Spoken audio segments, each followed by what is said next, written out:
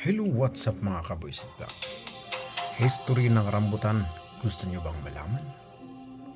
Sa unang panahon pa ng mga Hapon, may nagawi sa lugar ng Vietnam na isang lalaking hindi nila makilala.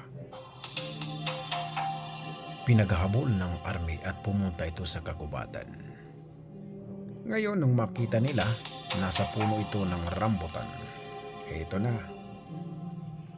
Alam nyo ba, si Rambo, wala pang nakakaalam kung ano ang apelyido. Pero dito nyo ngayon matutukoy kung ano ang kanyang apelyido. Nakita siya sa puno ng rambutan, kaya pinangalanan si Rambo na Rambutan. Kaya ngayon, alam nyo na ang apelyido na Rambo ay Tan. Kanuan niya kaya si Lucio Tan? Malamang